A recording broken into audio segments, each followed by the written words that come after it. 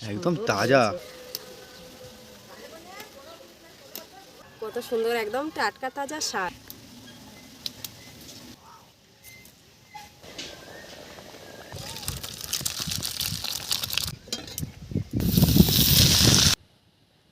নমস্কার বন্ধুরা, অপর্ণা রান্নাঘরে আপনাদের সবাইকে স্বাগত।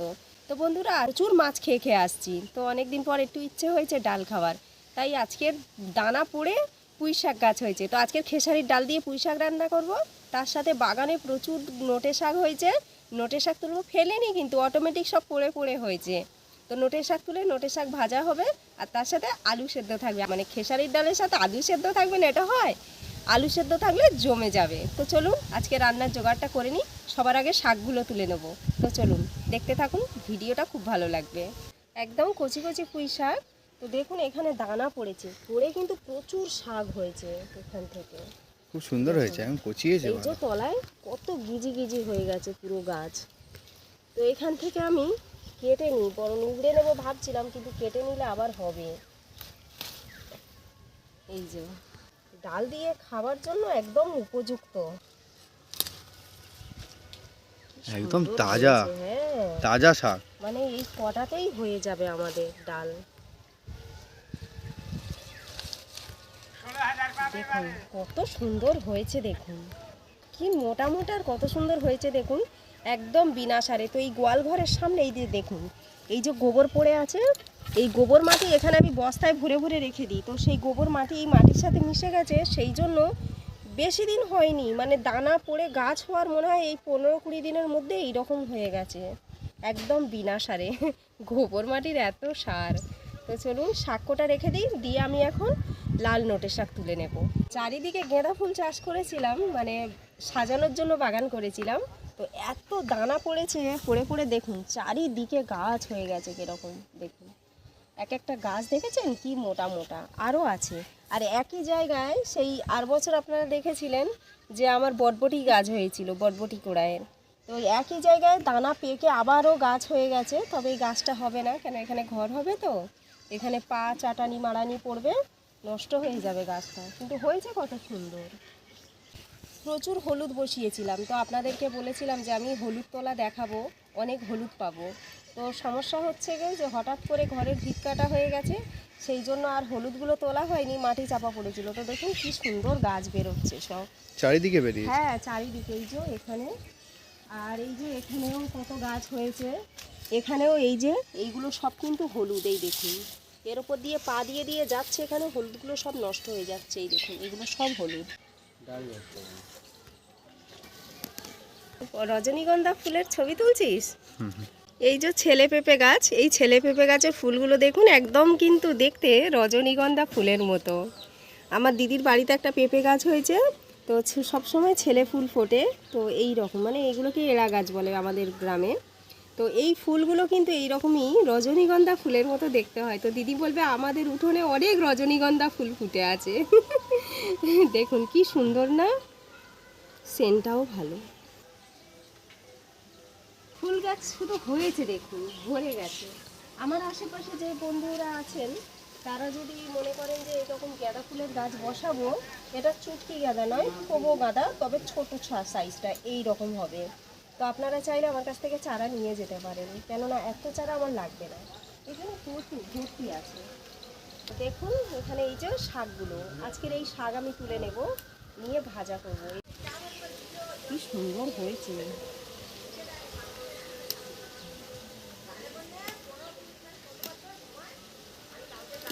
এই বর্ষা পড়েছে, তো এবারে সব রকম সবজির দানা পড়ে পড়ে কত গাছ হবে।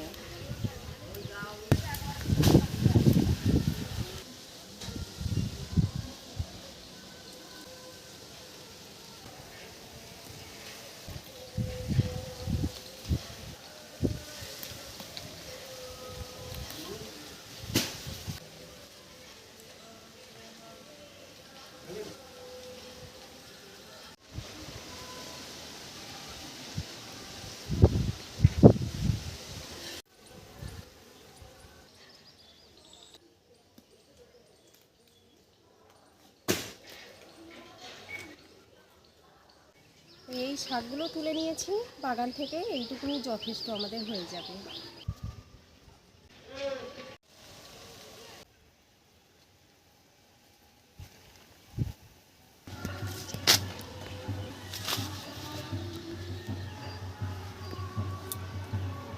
পুরো তাজা একদম শাকগুলো। হ্যাঁ, গেলাম আর নিয়ে চলে আসলাম, কোনো ঝামেলা নেই, বাগানেই সব পড়ে হয়েছে এগুলো। কত সুন্দর একদম টাটকা তাজা শাক। আমার গাছের কাঠগোলাপগুলো দেখুন সব খসে খসে পড়ে যাচ্ছে, খুব মন খারাপ হচ্ছে। তো দেখি, ঝর্ণা দিদির ছেলের বিয়ে আছে, ঝর্ণা দিদি রান্নাঘর, ওনার ছেলের বিয়েতে এই গাছ থেকে কাঠগোলাপ তুলে আমি খোপায় দিয়ে যাব, করেই নি দেখি কেমন লাগে। এরকমই দেয় নাকি?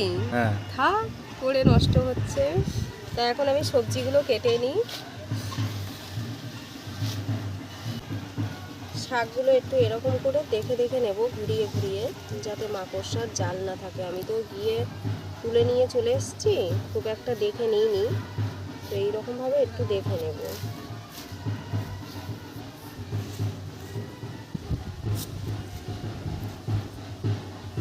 এই নোটের শাকগুলোর একটা সুবিধা হলো, এই নোটের শাক কিন্তু ফেলতে লাগে না। বাগানে হচ্ছে, আপনারা একটু তুলে ভেজে ভেজে খাবেন, তারপরে এইগুলো আবার দানা পেকে দানা পড়ে আবার কিন্তু গাছ ভরে যায়। তো এই সব শাকগুলো এত ভালো, স্বাস্থ্যের জন্য ভালো, অথচ চাষ করতেও লাগলো না, তুলে তুলে খেয়ে নেওয়া যায়, আর সবজি খেয়ে মন ভরে যাবে। একটু ধুলো ধুলো মতো আছে, একটু ঝরে যাবে।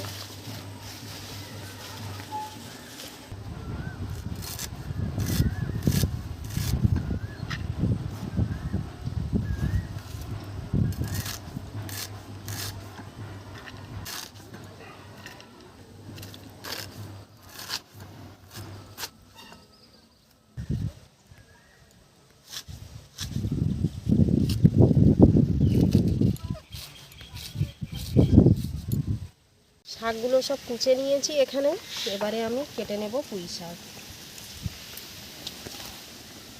পুঁই শাকগুলো একদম টাটকা তাজা, পাতাগুলো ফেলবো না, একদম কচি পাতা। পাতাগুলো খেয়ে নেবো, ডালে দিলে ভালো লাগবে এই কচি পাতা। খেসারির ডাল এইরকম পুঁই শাক দিয়ে হ্যাঁ, মজাই আলাদা, আর জমে গরমের যাবে। সময় আবার খুব সুন্দর।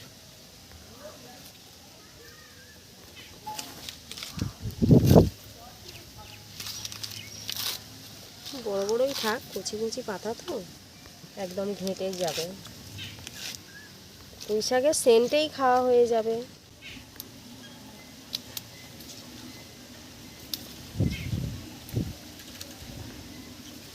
একটা গাছ কত সুন্দর হয়েছে, আর কটা ডাল বেরিয়েছে ছোট্ট গাছে।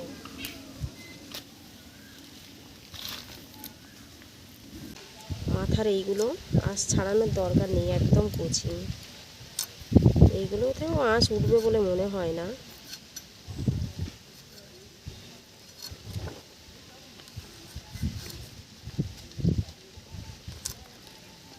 কচি পুঁই শাক আঁশ উঠছে না।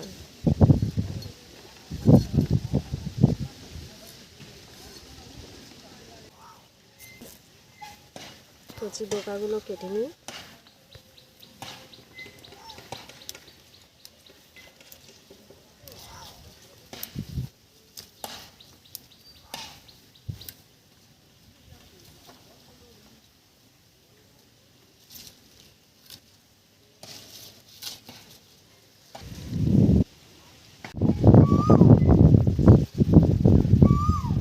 ডাল সেদ্ধ বসিয়ে দেব, কড়াই জল দিয়ে দিলাম। ডালটা কত সুন্দর করে ধুয়ে নিয়েছি দেখুন, কলের জল দিয়েছি, একদম চকচক করছে ডালটা। এই ডালটা এই জলের মধ্যে দিয়ে দেব। ডাল বসিয়ে দিয়েছি, ডালের মধ্যেই আজকের আলু সেদ্ধ দিয়ে দেব, পাতলা পাতলা করে কেটে।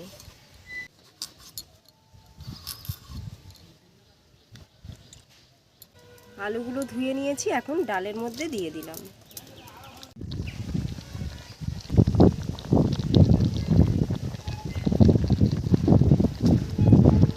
আলু সেদ্ধ হয়ে গেছে, আলুগুলো এখন আমি এক এক করে সব তুলে নেব।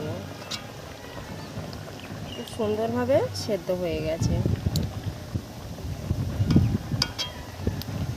এই রকম আলু ডালের মধ্যে সিদ্ধ দিয়ে মাখলে খেতে খুব ভালো লাগে, ভাতে দিলে একটা স্বাদ হয়, আবার ডালের মধ্যে দিলে একটু আলাদা স্বাদ পাওয়া যায়।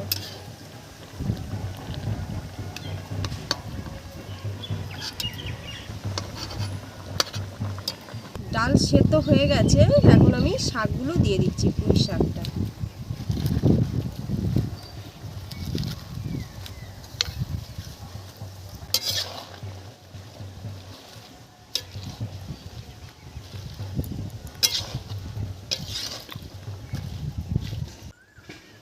ডালের মধ্যে নুন দিয়ে দিলাম, পরিমাণ মতো হলুদ দিয়ে দিলাম।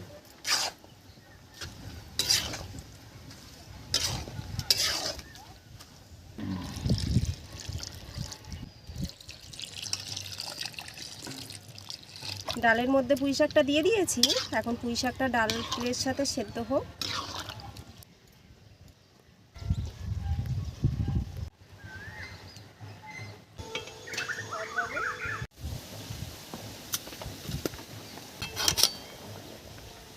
ডাল সেদ্ধ হয়ে গেছে,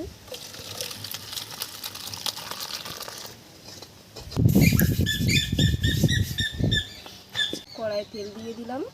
তেল গরম হয়ে গেছে, এখানে আমি একসাথে বেশি করে লঙ্কা দিয়ে দিলাম। আলু মাখার জন্য তুলে রাখবো, সেই জন্য আমি একবারেই বেশি করে লঙ্কাটা দিয়ে দিলাম। এখানে ভেজে নেব ভালো করে। এখান থেকে তুলে তুলে এখানে নিয়ে নেব। এবারে দিয়ে দিলাম 5 ফোড়ন, পেঁয়াজ কুচনো।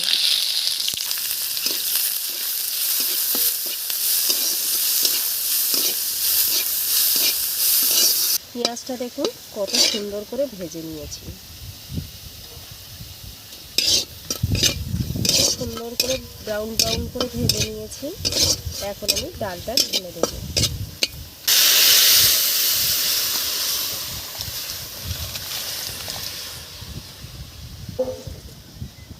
এই যে পাশে পাশে পেঁয়াজগুলো চলে গেছে, এগুলো সব একসাথে মাখিয়ে দেবো। এইরকম কিছুক্ষণ ফুটবে, তার আগে সামান্য একটু মিষ্টি দিয়ে দেব। মিষ্টি দেওয়ার কারণ হচ্ছে যে শাকের যে কষটা ব্যাপারটা থাকে সেটা একদম কেটে গিয়ে দারুণ একটা টেস্ট আসে। বিয়ে বাড়িতে ঢাক বাজছে, তুই নাচবি না? ঢিং টিকি টিং ঢিং টিকি টিং, ওঠ, নাচবি তো।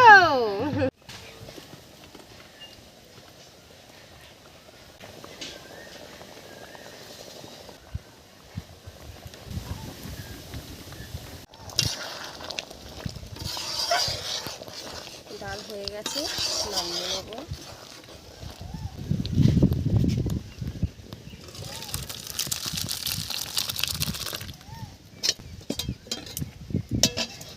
কড়া গরম হয়ে গেছে, তেল দিয়ে দিলাম। এখন শাকটা ভেজে নেব।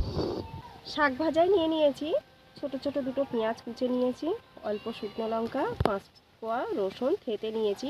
রসুনটা কিন্তু ছোট ছোট 5টা কোয়া। তো প্রথমে আমি দিয়ে দেব শুকনো লঙ্কা, রসুন, দিয়ে দিচ্ছি পেঁয়াজ।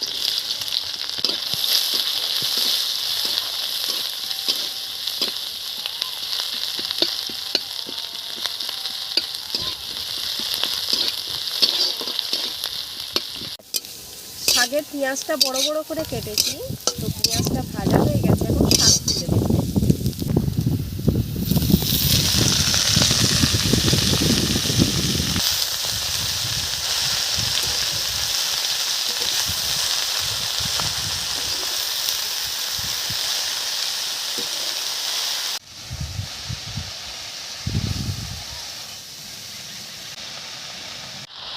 শাকটা অনেকটা কমে গেছে, এখন স্বাদ মতো নুন দিয়ে দেবো, হলুদ দিয়ে দেবো।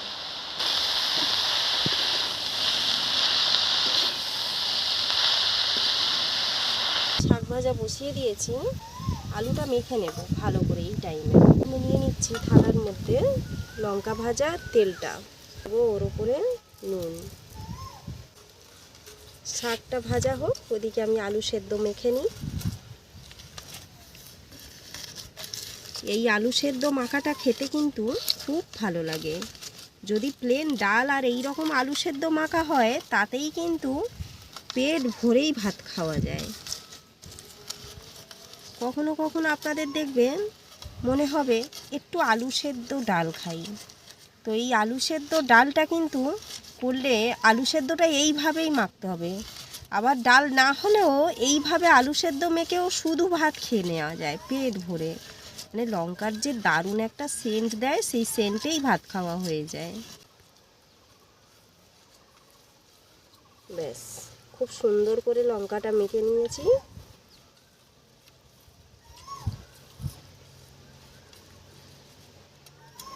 এখন নিয়ে নেব আলুগুলো, এর সাথে এই রকম করে মেখে নেব।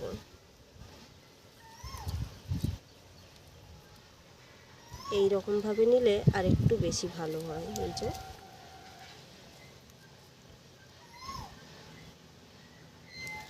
ডালে দিয়ে সেদ্ধ করেছি, টেস্টটা একটু আলাদা হবে, ভাতে দিলে টেস্ট আবার একটু আলাদা হয়। এইভাবে আলু পুরোটাই ভালো করে মেখে নেব।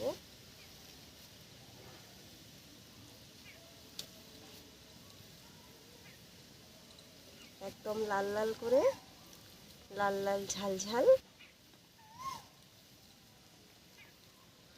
কালারটা দেখুন কত সুন্দর হয়েছে। আপনারা চাইলে এর সাথে পেঁয়াজ কুচে নিতেও পারেন। পেঁয়াজ কুচে নিলে এটাও খেতে ভালো লাগবে, কিন্তু পেঁয়াজ দেব না, আজকের এমনিই খাবো। মাখতে মাখতে আমি শাক ভাজায় চিনিটা দিয়ে দিই, দেখেছেন? একদম 1 চিমটে চিনি ছড়িয়ে দিলাম।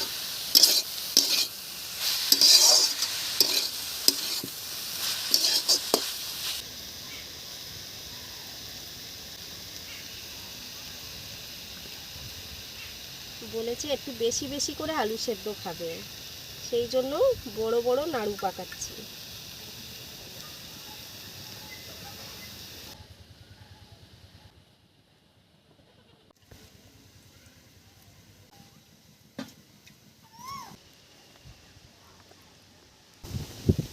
দুটো জল বরফ নিয়েছি, বসে বসে খাবো।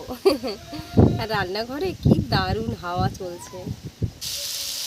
শাক ভাজা হয়ে গেছে, দেখুন কত সুন্দর শাক ভেজে নিয়েছি, কি দারুণ সেদ্ধ হয়েছে। দেখে মনে হচ্ছিল পাতাটা যেন বুড়ো হয়ে গেছে। তো যাই করে হোক, তুলে নিলাম।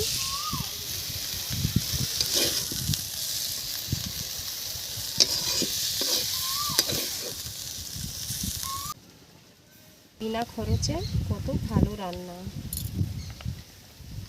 যখন মানুষের হাতের কাছে কিছু থাকবে না, তখন এই রকম শাক তুলে, এইরকম পুঁই শাক তুলে এইরকম টুকিটাকি রান্নাগুলো ঘরে করে নেওয়া যায়, এবং স্বাস্থ্যকর খাবার এগুলো।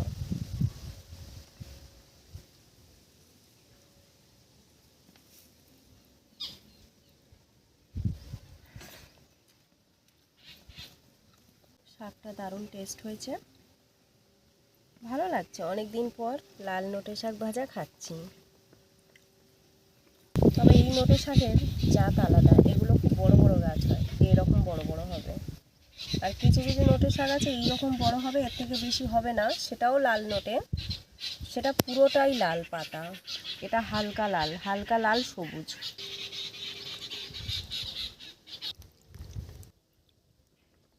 সবজি ডাল, পুঁই শাক ডালটাকে অনেকে সবজি ডাল হিসেবে ধরে না, কিন্তু এটা সবজি ডালই।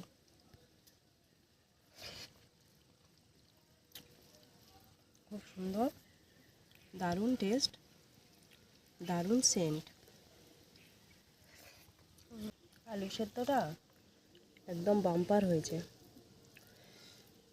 তুলনা হয় না আলু সেদ্ধর। এত দারুণ লাগছে খেতে, অপূর্ব টেস্ট। এই যে আলু সেদ্ধটা দেখুন একদম লাল লাল আর ঝাল ঝাল হয়েছে, দারুণ একটা সেন্ট হয়েছে। এটা বাটিতে করে আলু, এইরকম আলু সেদ্ধ নিয়ে বসে বসে খেলে বেশ ভালো লাগবে। আমি তো ভীষণ মজা করে খাচ্ছি। আমার কোন বন্ধুরা এইরকম খাবার খেতে পছন্দ করেন আমাকে কমেন্টে জানাবেন। গরমে এইরকমই হালকা পাতলা বানিয়ে খাবেন, খুব ভালো লাগবে খেতে। টানা মাছ খেয়ে খেয়ে আসছি, অনেক দিন পরে এই খাবারটা খুব ভালো লাগছে। পুঁই শাকটায় কোনো মানে ছিবড়ে নেই, কচি পুঁই শাক। এই যে ডালের মধ্যে পুঁই শাক পাতাগুলো আছে না, এর জন্য খেতে কিন্তু ভালো লাগছে। আর পুঁই শাকটা তো বুড়ো হয়নি, একদম কচি পুঁই শাক, যার জন্য টেস্টটাও দারুণ লাগছে। গ্রাম বাংলার এই খাবারটা খুব ফেমাস খাবার, পুঁই শাক ডাল। প্রায় মানুষ বানিয়ে খায় পুঁই শাক ডাল আর আলু সেদ্ধ। অনেকে খুব পছন্দসই, মানে তৃপ্তি করে পেট ভরে ভাত খায়। আজকের আমার এই রেসিপিগুলো আপনাদের কেমন লাগলো জানাবেন। আজকের ভিডিও আমি এখানে শেষ করছি। দেখা হচ্ছে পরের ভিডিওতে নতুন কোনো রেসিপি নিয়ে। আপনারা ভালো থাকবেন, সুস্থ থাকবেন।